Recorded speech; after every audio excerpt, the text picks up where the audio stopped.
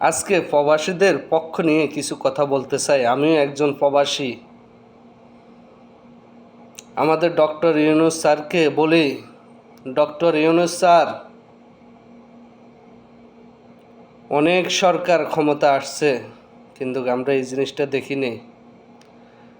আমি প্রবাসীদের পক্ষ থেকে আপনাকে বলতে চাই, ডক্টর ইউনূস স্যার, যারা বাংলাদেশের মাটিতে সৌদি আরবে জেল খাটে যাচ্ছে তাদের পাশে একটু দাঁড়ান। আমি গতকালকে দেখেছি, এমনকি আমি নিজেও 2013-তে জেল খেটে বাংলাদেশে গিয়েছি, কিন্তু এক কাপড়ে যাইতে হয়েছে 47 দিন জেল খাইটা।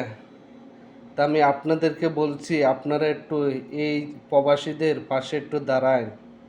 ওনারা যখন বাংলাদেশ এয়ারপোর্টে যায়, ওই যে 47 দিন, 30 দিন, 35 দিন জেল খাইটে যায়, ওনাদের এই এক কাপড়টা শরীরে থাকে। তা আপনারা অনেকে আছেন, আপনারা একটু দাঁড়ান ওনাদের পাশে, ওনাদেরকে একটু ভালোবাসা দেন।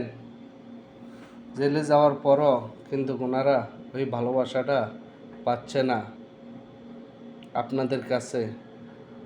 কেন?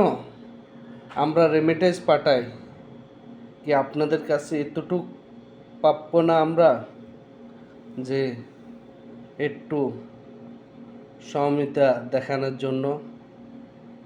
এই যে ভাইগুলা বাংলাদেশে যাচ্ছে এক কাপড়ে, আরে ভাই, আপনারা এতটুক করেন, ওনাদেরকে একটু ফ্রেশ করে ওনাদের নিজ গন্তব্য যাওয়ার সুযোগ করে দেন।